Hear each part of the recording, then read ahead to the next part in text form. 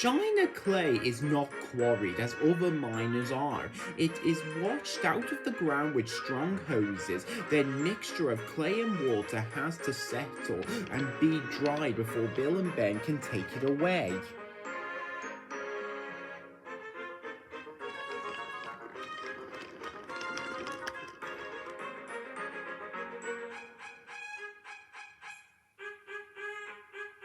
Part of the line which the twins used to reach the China clay works runs near the sea. There is a hollow in the land just there which often floods after heavy rain. Local people called this hollow the drain.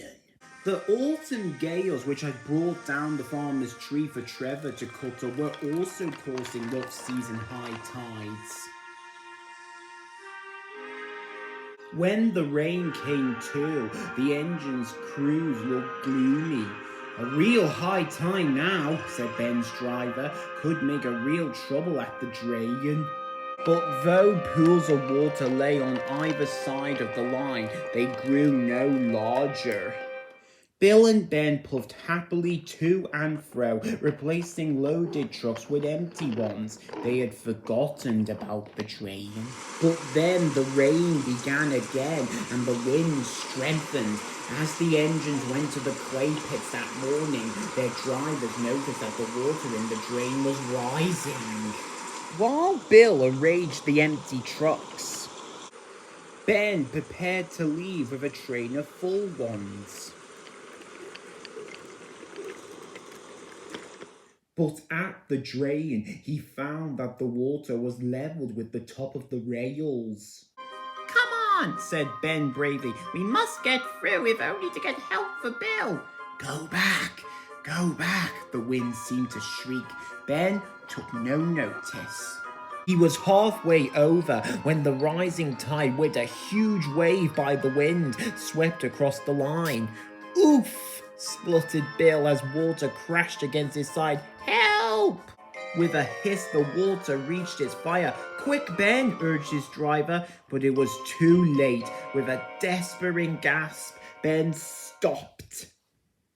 He was stranded in the middle of the drain with cold sea water lapping his wheels. The fireman set off to find help. "Keep on the sleepers," advised the driver. "We don't want you swamped as well." The water reached the fireman's waist, but he struggled on. At last, cold and soaking, he reached the yard. Thomas was there, wondering where his trucks were.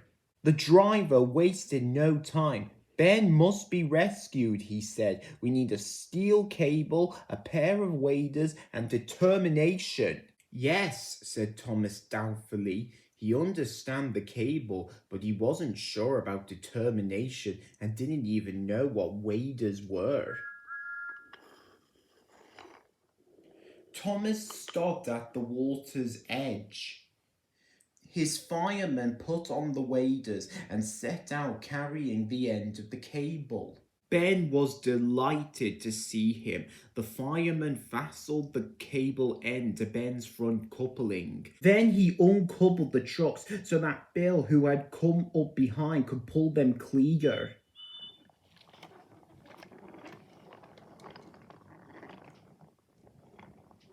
"Right," he said as he joined Ben's driver in the cab. "Let's go." Poor Ben had no steam left to whistle, so the driver and fireman waved to Thomas to show they were ready. Carefully, Thomas took the strain.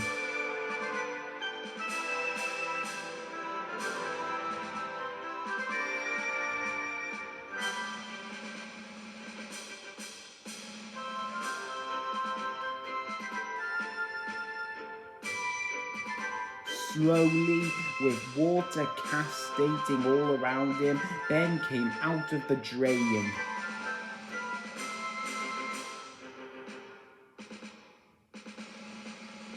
And once he was clear, Thomas was properly coupled to him and helped him back to his shed. "Thank you, Thomas," said Ben gratefully, and his eyes twinkled for the first time in several hours. It was 4 days before the water in the drain subsided when Bill reached home. Both twins agreed that it would be ungrateful of them ever to tease Thomas again.